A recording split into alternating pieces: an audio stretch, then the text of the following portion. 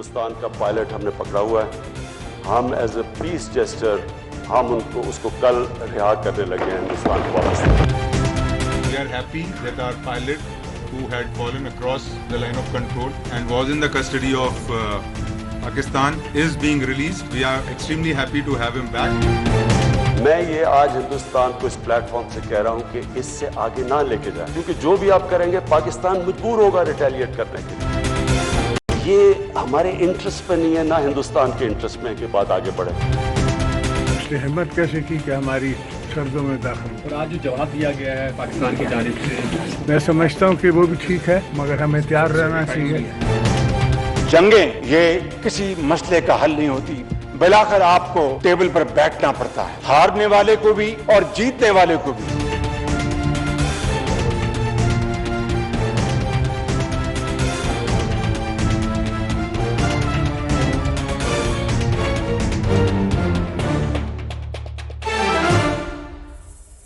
अस्सलाम वालेकुम, मैं हूं इकरा हारिस। इख्तिलाफ राय में आपको कहते हैं खुशामदीद। एक बड़ा फैसला जिसने पूरी दुनिया में यह साबित किया कि पाकिस्तान एक पुरान मुल्क है और हाई मॉरल ग्राउंड्स के ऊपर कोई भी फैसला करने से कभी नहीं कतराता। एक आला ज़र्फी का मुजाहरा किया गया, पार्लियामेंट का मुश्तरका इजलास, और वज़ीर आज़म इमरान खान ने फ्लोर ऑफ द हाउस पर यह ऐलान किया कि अभिनंदन को वापस उसके मुल्क भेजा जाएगा, कल उसको रिहा कर दिया जाएगा। इससे बड़ा गेस्चर कि पाकिस्तान अमन चाहता है, अमन की जानिब बढ़ना चाहता है, जंग नहीं चाहता, वो क्या होगा। लेकिन इस फैसले के बाद भारतीय मीडिया अपने ओछे हथकंडों पर उतरने से बाज नहीं आया और फिर वहीं से ब्लैकमेलिंग और वहीं से प्रोपेगेंडा कि भारत के प्रेशर में आके पाकिस्तान ने ऐसा फैसला कर लिया, हम पाकिस्तान पर कैसे एतबार कर लें। दूसरी जानिब आज और पार्लियामेंट में ऑपोजिशन भी यकजबान नजर आई। शहबाज शरीफ साहब ने कहा कि किसी भी तौर पे जंग किसी भी मसले का हल नहीं है। भारत पहले कश्मीर में देखिए कि किस तरह वहां पर इंसानी हकूक की खिलाफ वर्जियां की जा रही हैं। कश्मीर की आजादी तक ये मसला कभी हल नहीं हो सकता। साथ ही साथ आज हमने ये भी देखा कि भारतीय मुसल्लह अफवाज के सरबरान है, वो कुछ देर के लिए मीडिया के सामने आए और एक नए प्रोपेगेंडे के साथ सामने आया और वो ये साबित करते रहे कि F-16 तैयारे से पाकिस्तान ने वो कार्रवाई की और वहां पर मिलिट्री बेसिस को उन्होंने निशाना बनाया। साथ ही उनके पास मिसाइल के कुछ टुकड़े भी थे जिसे वो F-16 तैयारे के साथ जोड़ने की नाकाम कोशिश करते रहे। ताहम ये भारतीय वाइस मार्शल की जानिब से इस बात का खैर मकदम किया गया कि अभिनंदन को छोड़ा जा रहा है और उन्होंने कहा कि ये एक अच्छी बात है। लेकिन उसके साथ ही मेजर जनरल सुरेंद्र सिंह ने भी एक बात कही और वो ये थी कि हमारी जंग दहशतगर्दी के खिलाफ है और अगर पाकिस्तान इसके खिलाफ कार्रवाई नहीं करेगा और बेस कैंप्स वहां मौजूद होंगे जो कि भारत के खिलाफ इस्तेमाल होंगे, हम फिर से ऐसी कार्रवाई करेंगे। अब सवाल यहां पर ये उठता है, ये एक बड़ा कदम जो पाकिस्तान की जानिब से उठाया जा रहा है, इसको अब किस तरह भारत लेगा और आया इस कदम के बाद जो जंग का खतरा है वो टल गया है, दोनों ममालिक के दरमियान जो कशीदगी है वो किसी सूरत थोड़ी बहुत कम हो सकेगी या नहीं हो सकेगी। इसी पर हम बात करेंगे। अपने गेस्ट का तारुफ आपके साथ करा दूं। आज हमें ज्वाइन कर रहे हैं retired major general Rashid Qureshi साहब हमारे साथ मौजूद हो। पाकिस्तान पीपल्स पार्टी से हमारे साथ मौजूद होंगी रुबीना खालिद साहिबा। सीनियर सहाफ़ी और तज्ज़ियाकार आरिफ हमीद भट्टी साहब हमें ज्वाइन कर रहे हैं और कुछ ही देर में साबिक़ वफ़ाक़ी वज़ीर खुर्शीद महमूद कसूरी साहब भी हमारे साथ मौजूद होंगे। इन तमाम तर मौज़ूआत पर बात करेंगे, लेकिन एक ब्रेक के बाद। तो अजीम कौम ने एक अजीम जवाब दिया और पूरी कौम ने भी और पूरी दुनिया ने भी आज देखा कि किस तरह कौम और पार्लियामेंट में तमाम सियासी क़यादत जो है वो मुत्तहद नजर आई और मैसेज सिर्फ एक, और वो मैसेज ये था कि अमन की बात करें, हम जंग नहीं चाहते और अमन की ख्वाहिश को कमजोरी ना समझा जाए। सबसे पहले राशिद कुरैशी साहब, मैं आपकी जानिब से आना चाहूंगी। अभिनंदन को जो है अब वापस कल उसके मुल्क के हवाले कर दिया जाएगा। भारतीय मीडिया इसे ये कह रहा है कि ये प्रेशर था पाकिस्तान पर, इसलिए पाकिस्तान मजबूर हो गया ऐसा स्टेप उठाने पर, लेकिन हमने फिर वाज़ेह किया कि इसको भी हमारी कमजोरी ना समझा जाए। आप क्या समझते हैं इसके बाद? और अब जो डोजियर भी उन्होंने एक भेज दिया है जिसके बाद देखेगा पाकिस्तान इसे क्या करना है, हालात किस तरफ जाएंगे सर?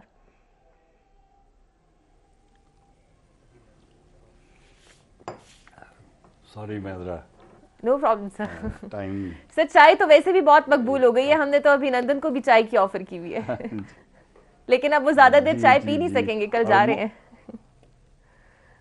मोदी साहब भी चाय की वजह से ही मशहूर थे। पहली बात तो फ्रैंकली मैं ये एक्सपेक्ट नहीं कर रहा था जो आज आई गेस पार्लियामेंट ने डिसाइड किया या प्राइम मिनिस्टर ने डिसाइड किया या कैबिनेट ने डिसाइड किया। और ये बहुत बड़ा स्टेप है मेरा ख्याल है। जिन हालात से हम गुजर रहे थे और पिछले ख़ास तौर पे पुलवामा के बाद जो कुछ हो रहा था, उसके नतीजे में जिस तरह इंडिया ने हमला किया और पाकिस्तानी एयर स्पेस में इनग्रेस करके बॉम्बिंग की, जिसमें शहीद तो खैर 3-4 दरख्त हुए और एक कौवा हुआ, लेकिन द फैक्ट कि वो पाकिस्तानी एयर स्पेस में आए और वेपन्स अपने फायर किए, उस पे जो हमें रिस्पांस नज़र आई पाकिस्तान की तरफ से, वो बहुत अच्छी और बहुत मेजर्ड थी। और जो रिज़ल्ट उसका देखा, आई थिंक उससे बेहतर रिज़ल्ट पाकिस्तान को नहीं मिल सकता था। वो सब इस वजह से हुआ क्योंकि एक बैलेंस्ड तरीके से असेसमेंट की गई और रिकमेंडेशन की गई, जिस पे इम्प्लीमेंटेशन पाकिस्तान एयरफोर्स ने की। आर्मी ने भी शायद कुछ ज़मीन पे किया हो अपनी स्ट्रेंथन पोजीशंस को। उसके रिस्पांस में इंडिया ने दोबारा इनग्रेस की और पाकिस्तान ने उनके 2 जहाज मार गिराए जी। पायलट भी एक पकड़ लिया। उसके बाद मैं समझ रहा था कि एक तो मोदी साहब को असेस करने की ज़रूरत है कि उन्होंने जो कुछ भी किया उसी का जवाब उनको मिल गया, और जैसे कहते हैं कि नोज ब्लडी हो गई, मतलब उनको तकलीफ या ज़्यादा हुई या होनी चाहिए थी जो पाकिस्तान की रिस्पॉन्स से। उसमें एन एक्ट ऑफ वॉर किया इंडिया ने हमारे खिलाफ और हमने उसका एक जवाब दिया। मैं एक्सपेक्ट नहीं कर रहा था कि आज ये अनाउंसमेंट हो जाएगी कि पायलट को रिलीज कर दिया गया। लेकिन सर अच्छा फैसला था आपकी नजर में? जी, आपकी नजर में ये बेहतर फैसला है? मेरा ख्याल है क्योंकि मुझे फैक्ट्स पूरे नहीं पता, शायद कुछ ऐसी चीजें हों जो हमारी नजर से ना गुजरी हों और वो इमरान खान साहब को या पार्लियामेंट को या कैबिनेट को पता हो, उसके बारे में मुझे इल्म नहीं है। लेकिन अगर वो ये समझते हैं कि इंडिया इस जेस्चर से बड़ा पाकिस्तान के फेवर में हो जाएगा या जो वो करना चाहता है उससे दूर हट जाएगा, तो ये मेरा ख्याल है उन पाकिस्तान की गलती है। ठीक है, मेरा अपना पर्सनल ख्याल है। मैं पिछले 35-36 साल से फौज में रहा हूं और इंडिया के आमने सामने हम ठीक है सर। वैसे मुझे लग रहा था, मुझे वैसे जितना मैंने ऑब्जर्व किया इंडिया मीडिया को इस फैसले के बाद, मुझे तो वो बटा हुआ नजर आ रहा है। कुछ एक ऐसे लग रहा है कि एक धड़ा है वो सपोर्ट में जा रहा है और एक अभी भी वही जहर उगल रहा है जो वो उगलता रहा है। आरिफ हमीद भट्टी साहब, सर ये जो फैसला है इसे आप कैसे देखते हैं? आप समझते हैं कि दुनिया को दिखाया गया कि पाकिस्तान ने एक बड़ा फैसला किया है और पाकिस्तान चाहता नहीं है जंग, लेकिन जवाब देना जरूर जानता है अगर आप हमला करेंगे उसकी सालमियत पर? बिस्मिल्लाहिर्रहमानिर्रहीम। इकरा देखे, उन्होंने हमला करके देख लिया उसका अंजाम क्या हुआ। पहले दिन उन्होंने अटैक किया, बकौल उनके के 12 जहाज भेजे उन्होंने और 2 बेजान दरख्त गिराए। ये तो उनकी कॉम्पिटेंसी है, ये तो उनकी बहादुरी है, ये तो उनकी हिकमत अमली है, ये तो उनकी दानिशमंदी है। 12 जहाज भेजकर 2 दरख्त गिराए। अगले दिन 2 जहाज भेजे, दोनों ही हमने मार गिराए, पाक फौज ने, हमारी एयरफोर्स ने, और एक पायलट रखा जिसे पूरी दुनिया ने देखा। मौजूदा हुकूमत पहले दिन से कह रही थी अमन की तरफ है, अमन की तरफ है। ये हमारे पास उनका एक पायलट नहीं है। मेरा जाती जो मेरी इंफॉर्मेशन है, जनरल साहब मुझसे बहुत बेहतर जानते हैं, परसों जब भारत ने वो हरकत की, पाकिस्तान में आके अटैक किया, और कल का जो हुआ उसके बाद इंटरनेशनल पावर्स बहुत ज्यादा डिप्लोमेटिक राब्ते में रही और आज सुबह हमारी हुकूमत और अहम अदारों ने मिलकर उनके पायलट हवाला करने का वादा किया। वो अचानक जोश खताबत में नहीं हुआ, लेकिन इसको हवाला करने के बावजूद भी इंडिया जितना मकार, अय्यार, रियाकार है, हमें उस पर यकीन नहीं। बिल्कुल। लेकिन भारत को भी अब दुनिया ने पाकिस्तान का ये देख लिया कि भारत पाकिस्तान में दहशत गर्दी कर रहा है। हम तो 17 सालों से जंग में रह रहे हैं, हालत जंग में है। Exactly. भारत ने अब परसों जंग देखी है, जंग करने की कोशिश की है, जिसे खत्म कर दिया गया है। तो इस कौम को ये क्या, वो जो कहते हैं ना हमें मिटा देंगे, शायद वाकिफ नहीं हमारे हौसलों से। तो मैं समझता हूं आज उनको छोड़ के दावा करके दुनिया को मैसेज दिया गया कि पाकिस्तान अमन की तरफ जा रहा है और एक उसने खुश असलूबी से एक फिर मैसेज दिया, अगर भारत इस चालाकी के बाद भी करता है तो जंग तो फिर भी होगी। अगर वो खुदा ना हादसा अटैक करता है, पाक फौज अब भी है, एयरफोर्स अब भी है, अवाम अब भी है। जो सबसे खुशाइन बात है, मेरा ख्याल है ये इंटरनेशनल डिप्लोमेसी के जरिए उसको छोड़ा गया। आज जो अपोजिशन ने पॉजिटिव रोल अदा किया, हम इन्हें भी सलूट करते हैं कि आज इन्होंने साबित किया कि सियासी इख्तलाफात आपस में होते हैं, लेकिन पाकिस्तान की सलामती पर ये जो मैसेज पार्लियामेंट ने यकजा होकर दिया है और सबने एक साथ वजीर आजम इमरान खान के फैसले की जो तायद की है, मेरा ख्याल है ऐसे मंजर हमारी हिस्ट्री में कम ही देखने में मिलते हैं। रुबीना खालिद साहिबा, साबिक सदर आसिफ अली जरदारी भी बड़े एक्टिव नजर आए साबिक सफारतकारों से राब्ते, और उन्होंने भी काफी अपोज किया इस वाक़े को भी, और वो इस फैसले के हक में भी नजर आए। आप क्या समझते हैं, दुरुस्त फैसला है और इससे कशीदगी में कुछ कमी के आसार आपको नजर आते हैं? देखिए, पहली बात तो ये है क्लैरिटी, क्योंकि आज जॉइंट सेशन में वज़ीर आज़म साहब ने इसका ऐलान किया है, और चूँकि इस वक्त मुत्तहिदा अपोजिशन जितनी है, हम मतलब इस वक्त अक्रॉस द लाइन बात कर रहे हैं, बिल्कुल किसी का कोई सियासी जो वाबस्तगी है उसको पसे पुश डाल के इस वक्त हम सिर्फ और सिर्फ पाकिस्तान के लिए सोच रहे हैं। और वो हमारी लीडरशिप की जो सोच है वो आसिफ अली जरदारी साहब की जो बातें हैं, कल आपने मीडिया में भी उन्होंने बड़ी क्लैरिटी के साथ दिया कि उनकी हिम्मत कैसे हुई हम पे हमला करने की।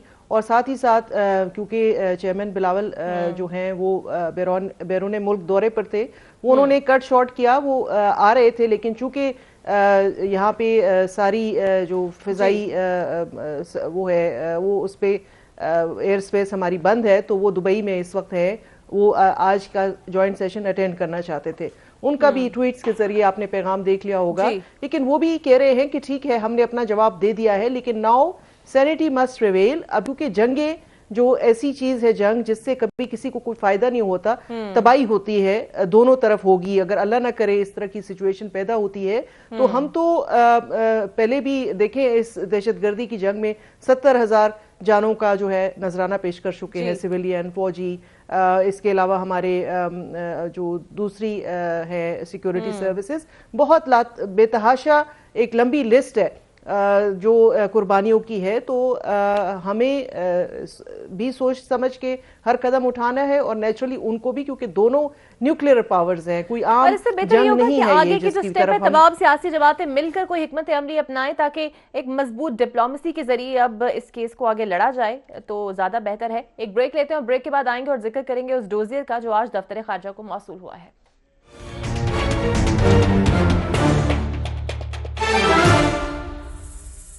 तो एक अहम अपडेट ये भी थी कि पुलवामा हमले पर भारतीय डोजियर जो है वो भी आज दफ्तर खारजा को मौसूल हो गया है।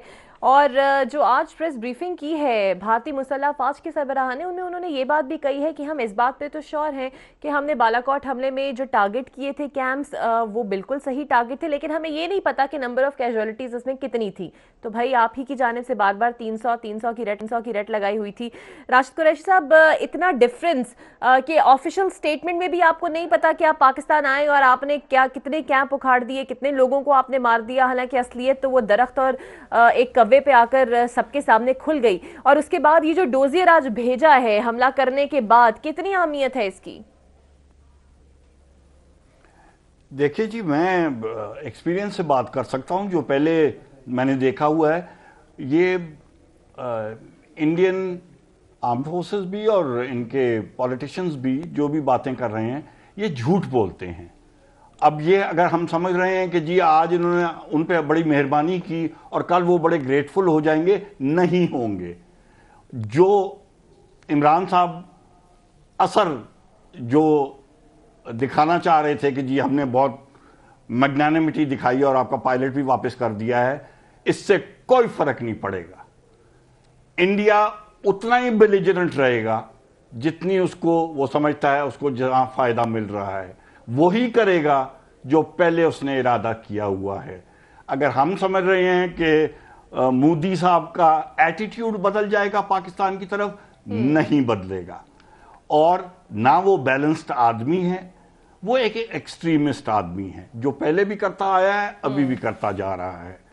अच्छा, उनका टोटल इंटेलिजेंस फेलियर मैं समझता हूं ये था।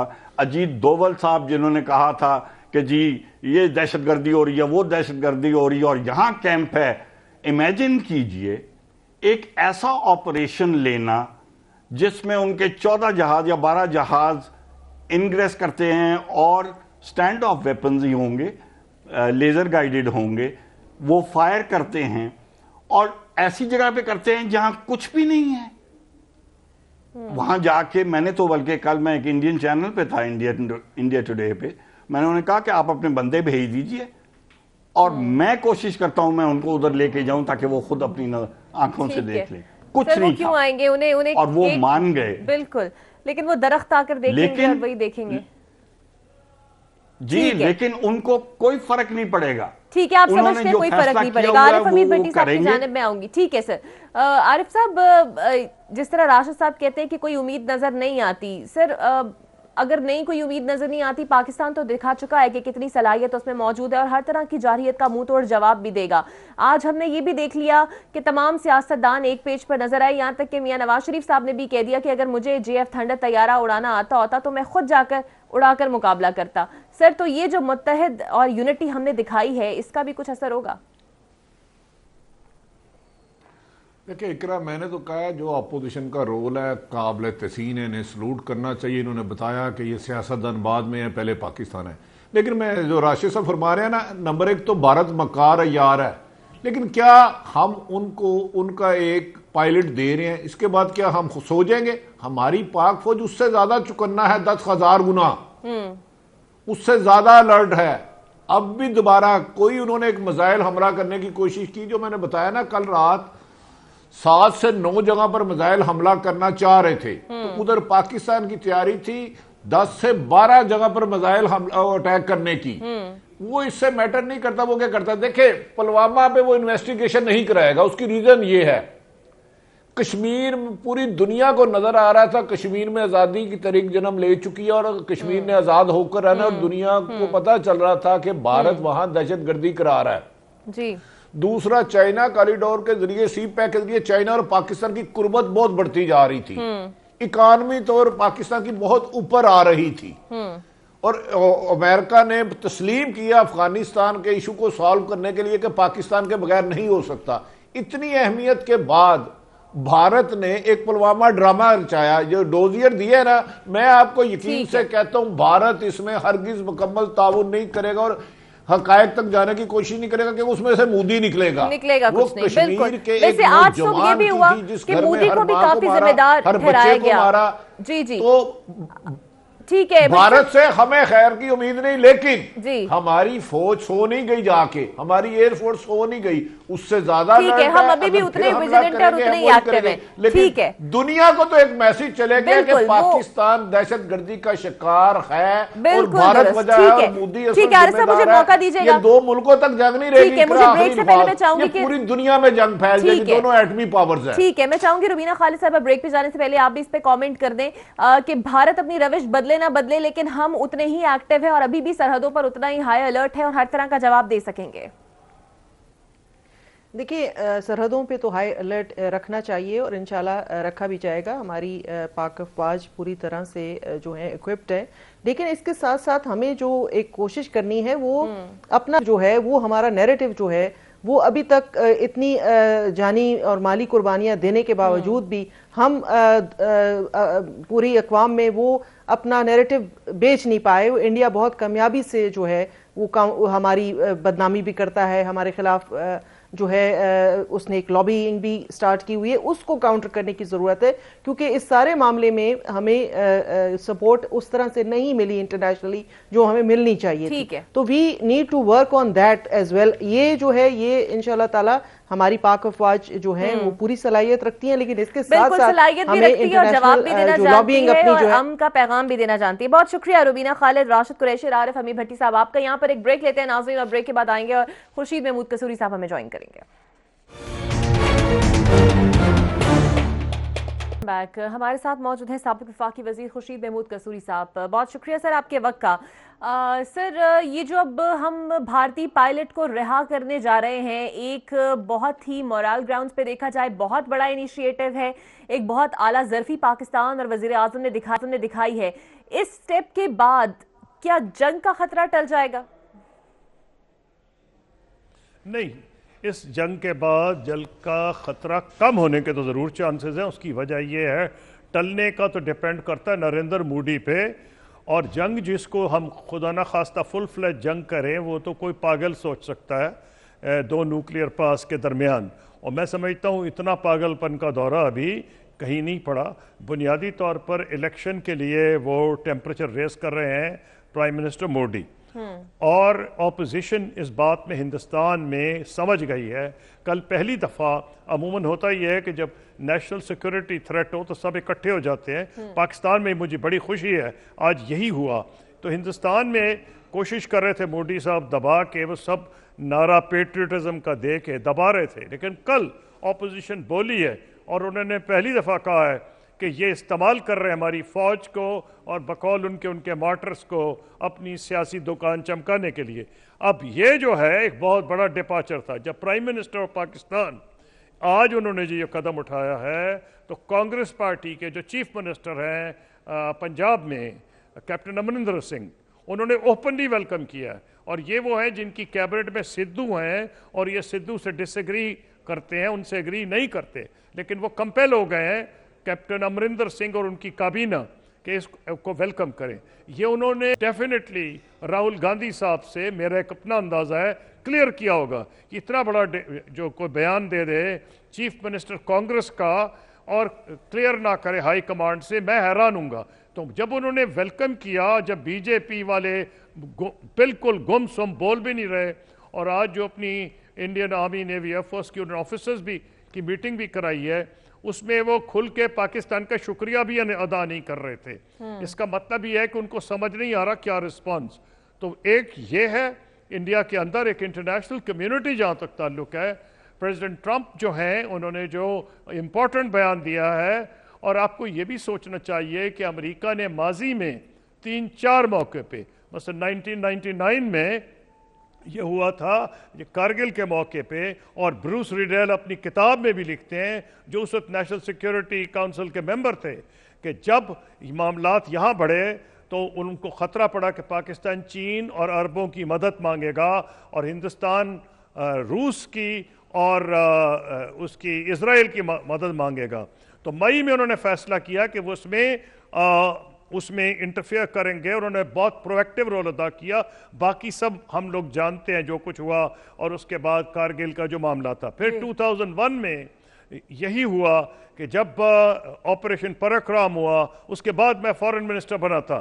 1 मिलियन सोल्जर आमने सामने खड़े थे, और किताब जो कॉन्डोलीज़ा राइस हैं उन्होंने अपनी किताब में लिखा है कि जब 10 महीने 11 महीने गुजर गए तो उनको नेशनल सिक्योरिटी एडवाइज़र जो इंडिया के हैं ब्रजेश मिश्रा, उन्होंने उनको फ़ोन किया कि जी इस मामले में आप पढ़ें।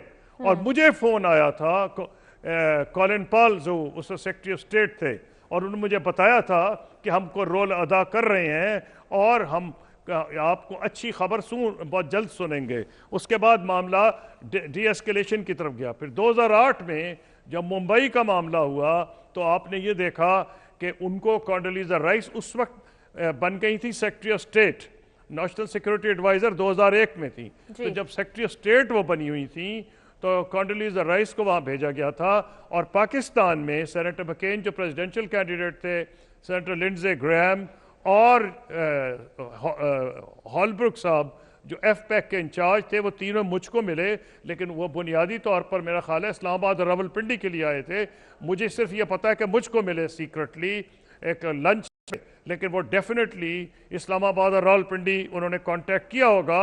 और क्या मकसद था? पाकिस्तान को सिग्नल भेजना, वो हिंदुस्तान को गई थी। तो अगर आज ट्रंप साहब बोल रहे हैं तो इसकी अहमियत को आपको नहीं कम करना चाहिए। और मैं इसको टेक्निकली नहीं, स्ट्रेटेजिकली देखता हूं कि बड़ी वाइज मूव है। एक हिंदुस्तान में वेल रिसीव्ड होगी, ऑपोजिशन ये मजीद कहेगी आपने कि कहा मोदी ये साहब स्ट्रैटेजिकली सियासत एक खेल रहे अच्छी हैं वाइज और मूव है, इंटरनेशनली इसको वेलकम ठीक किया है। जाएगा। लेकिन अभी जो भारतीय मुसल्लह फौज के सरबराहान जो भी प्रेस कॉन्फ्रेंस कर रहे थे, उनमें से मेजर जनरल सुरेंद्र सिंह ये कहते हैं कि हमारी जंग जो है वो दहशतगर्दी के खिलाफ है। अगर फिर से हमें ऐसे ही बेस कैंप्स को निशाना बनाना पड़ा तो हम फिर से ऐसे ही करेंगे। और उन्होंने कहा कि 35 बार जो है वो सीज फायर की खिलाफ वर्जी पाकिस्तान ने की। एक तो ये मौकिफ आ गया, और एक भारत की कुछ सेन वॉइसेस ऐसी हैं जो इस स्टेप के बाद अब ये कह रही हैं कि आर्मी जो है वो पीछे हो जाए और डिप्लोमेट्स को अपनी फाइट आगे जारी रखने दे। आपको लगता है ये जो सेन वॉइसेस का दबाव है कुछ ये भारत को मोल्ड होने पर मजबूर कर सकता है? अब जी, आप तो सेन वॉइसेस की बात कर रही हैं। मैं और सेन वॉइसेस अमूमन उनको कहा जाता है जिनका सियासत से ना वॉइस हो। सियासत में बड़े कम लोग हैं जो इमीडिएट गेन को ना आप सामने रखे, उनको स्टेट्समैन कहा जाता है। वो फिर सियासतदान नहीं रहते, वो स्टेट्समैन हो जाते हैं। बदकिस्मती से तो मुझे हिंदुस्तान में कोई स्टेट्समैन नज़र नहीं आ रहे। आपने कहा सेन वॉइसेस, आपका मतलब है कि retired diplomats and military officers. जी हाँ, वो ये कह रहे हैं, मुझे भी पता है, मैं फॉलो कर रहा हूँ इंडियन मीडिया को, और मेरा ख्याल है उनके हाथ मजबूत होंगे। और जो लोग आपने जो अभी प्रेस कॉन्फ्रेंस का जिक्र किया है वो उनका ये नहीं था स्टैचर, वो मिडिल रैंकिंग ऑफिसर्स थे, 2 स्टार ऑफिसर्स थे, 3 स्टार्स भी नहीं थे, और इसलिए वो इस पोजीशन में नहीं थे। वो सिर्फ जो भारत का प्रोपेगेंडा है कि हमने F-16 गिराया है बगैर प्रूफ दिए, ना उसकी कोई डेबरी नज़र आई है F-16 की, नहीं तो डेबरी नज़र आ जाती है आसमान से अगर गिरा होता। आजकल तो सैटेलाइट सारी दुनिया में है, और ना और तो अमेरिका की कोई सैटेलाइट देख लेती अगर F-16 की डेबरी पाकिस्तान में गिरी होती। तो उनका मकसद तो ये था, हिंदुस्तान के जो गवर्नमेंट प्रोपेगेंडा कर रही है और जो इंडियन आर्मी मिसलीड करने की कोशिश कर रही है कि जी F-16 हमने पाकिस्तान का गिरा दिया, तो वो उनका और मकसद था। वो इस लेवल पे सोच नहीं सकती, ये फैसला हुकूमत ने करना है। अब हुकूमत क्या फैसला करेगी ये अब देखना है। इम्तिहान मोदी साहब का, क्या वो अपने मुल्क की और खित्ते की सिक्योरिटी के बारे में देखते हैं, या बड़े लिमिटेड इलेक्ट्रल गेन्स के वो हिंदू एक्सट्रीमिस्ट जो उनके सपोर्टर्स हैं उनका जो बेस है वो सिर्फ उसको अपील करते हैं। इसका टेस्ट आने वाले दिनों में हो जाएगा। पाकिस्तान ने एक और अकलबंदी ये की कि बीच में एक कहा हम कल रिलीज करेंगे। अब कल रिलीज करने का एडवांटेज ये है कि अगर हमें खतरा है कि भारत कुछ कर सकता है, तो अगर उन्होंने कुछ कर दिया इन 24 घंटों में या कुछ, तो फिर उन पे हिंदुस्तान की पब्लिक ओपिनियन का मलबा गिरेगा कि उन्होंने अपने एक पायलट और सोल्जर को बचाने की कोई कोशिश नहीं की। और अगर वो डिले, जो को मुझे 100% तकरीबन मैं सर्टन हूँ, जब खुदा न खास्ता अगर कोई पागलपन का दौरा पड़ गया तो मैं तो उसके नहीं कुछ कह सकता। मेरा यही ख्याल है कि अगले 24 घंटे में भारत रुकेगा, डिजिस्ट करेगा। उतने में हमें मौका मिल जाएगा कि जो भी हमने प्लानिंग करनी है, अब भारत की लेटेस्ट मूव्स देख के, तो हमें नुकसान तो कोई भी नहीं है। और हमने फैसला किया हुआ है कि अग्रेशन हमने नहीं करना। इसका मतलब है अगर अग्रेशन करना होगा तो हिंदुस्तान के पायलट्स ही पाकिस्तान की एयर स्पेस को वायलेट करेंगे। अगर वो किया तो फिर अगर आपके एक गिरे तो हो सकता है 2-3 अगली दफा भी गिर जाए, क्योंकि हमने तो पायलट वहां नहीं भेजने। बिल्कुल, हमने तो फैसला किया है। हाँ, हम रिस्पॉन्ड करेंगे, वो बिल्कुल दूसरी चीज है कि अगर खुदा ना खास्ता हिंदुस्तान इसको अगली स्टेज पे ले जाता है तो मुझे कोई शक नहीं, जैसे प्राइम मिनिस्टर ने आज कहा है, जैसे आर्मी के रिप्रेजेंटेटिव जनरल गफूर साहब कह रहे हैं कि फिर पाकिस्तान रिस्पॉन्ड करेगा। तो अगर वो रिस्पॉन्ड करेगा, क्या भारत उसके लिए उसको एक स्टेज और आगे ले जाएगा, तो ये बहुत खतरनाक बात होगी। मैं समझता हूँ आज का दिन पाकिस्तान के सर है, और पाकिस्तान की पार्लियामेंट में जो यूनिटी दिखाई गई वो भी कारेदारद है और काबिल सताइश है कि उन्होंने तमाम अपने इख्तिलाफात भुला के इकट्ठे हो गए। कसूरी साहब, मैं आपसे जानना चाहूंगी अभी जो रीसेंट डेवलपमेंट्स हो रही हैं उसमें तो एक ये है कि वली अहद अबू धाबी ने पाक भारत वज़ीर आज़म से टेलीफोन पर बात की है और जोर दिया है और तारीफ की गई है पाकिस्तान के किरदार को। फिर तुर्क के सदर रजब तैयब एर्दोगान का भी वज़ीर आज़म इमरान खान से राब्ता हुआ है। सऊदी वज़ीर ख़ारजा भी कल पहुंच रहे हैं। ये जो एक आलमी प्रेशर बिल्ड ऑन हो रहा है भारत पर, ये कुछ असर दिखा पाएगा? देखिए, आलमी प्रेशर जो है इसको कोई इग्नोर नहीं कर सकता आसानी से, और भारत जो है उसके अगर हमें 10 बिलियन डॉलर आता है या जितना आता है गल्फ से, उनके पास इससे दुगना तिगना आता है। उनके वहाँ लोग बहुत बड़ी तादाद में यूएई में, सऊदी अरब में काम कर रहे हैं, बहुत भारी फॉरेन एक्सचेंज वहाँ से आता है। क्राउन प्रिंस आए थे, जब उन्होंने क्राउन प्रिंस मोहम्मद बिन सलमान पाकिस्तान में उन्होंने कहा कि वो 20 बिलियन डॉलर की इन्वेस्टमेंट करेंगे, और हिंदुस्तान वो गए, उन्होंने अभी ये तो नहीं कहा कितनी करेंगे, लेकिन उन्होंने एक ज़रूर इंडिकेशन दे दी, और भारत के सामने एक आप कह सकते हैं कि एक अट्रैक्टिव ऑफर दे दी कि भाई हमारी इन्वेस्टमेंट 100 बिलियन डॉलर तक हो सकती है। यही वजह है कि मोदी साहब उनको एयरपोर्ट पे रिसीव करने गए थे, बावजूद इसके कि भारत में प्रेशर था कि वो ना जाएं, क्योंकि उन्होंने पाकिस्तान में कहा था कि मुझको आप पाकिस्तान का सफीर समझें अपने सऊदी अरब में। तो वो इसलिए ही गए थे कि उनको उम्मीद थी कि वो इन्वेस्टमेंट करेंगे। उन्होंने इन्वेस्टमेंट ऐलान तो नहीं की, लेकिन डेफिनेटली होप दिला दी भारत को कि हम 100 बिलियन डॉलर तक इन्वेस्ट कर सकते हैं। आज जो पार्लियामेंट में इमरान खान साहब जिक्र कर रहे थे कि मैंने कल भी कोशिश की कि वो मोदी को टेलीफोन करके मैं ये कहना चाहता हूं कि इसका ये मतलब नहीं है कि नरेंद्र मोदी साहब पब्लिक ओपिनियन को मिसलीड करने के लिए कुछ नहीं करेंगे। वो जरूर कुछ ना कुछ कर सकते हैं, अगर उन्होंने किया तो उसका नुकसान उनको होगा और भारत को होगा। और सूरी साहब, आज जो वजीर आजम ने पार्लियामेंट के फ्लोर पर ये कहा कि वो कल भी कोशिश करते रहे कि किसी तरह मोदी से राब्ता हो जाए, लेकिन नहीं हो पाया, और वो दोबारा इस तरह की कोशिश करेंगे। वन साइडेड डिप्लोमेसी का कोई नुकसान या फायदा होगा पाकिस्तान को? इस सवाल मुझसे पूछ रही हैं आप? जी जी कसूरी साहब, देखिए, मुझे ये मैं ट्रेस करने की सवाल, क्योंकि मैंने इसको, मेरी आदत है बारीक बीनी से पढ़ने की, कि मुख्तलिफ तरीकों से रिपोर्ट हो रहा है। इंडिया वाले कुछ और कर रहे हैं, सोशल मीडिया पे कुछ और आ रहा है। मुझे तो जो इम्प्रेशन था कि प्राइम मिनिस्टर ने उनको इन्फॉर्म करने की कि हम कैदी छोड़ रहे हैं कोशिश की थी। अब ये मुझे नहीं पता कि एग्जैक्ट वर्डिंग क्या है। जो भी वर्डिंग है उसमें फिर यही लगेगा कि पाकिस्तान मुदब्बराना रोल अदा कर रहा है। देखिए, मैच्योर और मुदब्बराना रोल कौन अदा करता है? जो बड़ा कॉन्फिडेंट हो। पाकिस्तान क्यों कॉन्फिडेंट है कि उसके भारत के दो गिराए, उसका पायलट पाकिस्तान के कब्जे में है। पाकिस्तान ने हिंदुस्तान को ये बता दिया कि अगर तुम हमारी रेड लाइंस क्रॉस करोगे तो हम तुम्हारा जवाब देंगे। उन्होंने रेड लाइन क्रॉस की 1971 वॉर के बाद पहली दफा उन्होंने हमारी एयर स्पेस वायलेट की, उसका उनको खमियाजा भुगतना पड़ा। इसका मतलब है उनको भी ये पता है कि पाकिस्तान एम्प्टी थ्रेट नहीं कर रहा। इंडियन पब्लिक को भी पता चल गया है। तो मैं इसलिए ये समझता हूं कि जो प्राइम मिनिस्टर ऑफ पाकिस्तान ने ये कहा है, पहले तो मुझे एग्जैक्ट वर्ड्स नहीं पता, क्योंकि मैंने देखा है कि मुख्तलिफ किस्म की कहानियां फ्लोट कर रही हैं।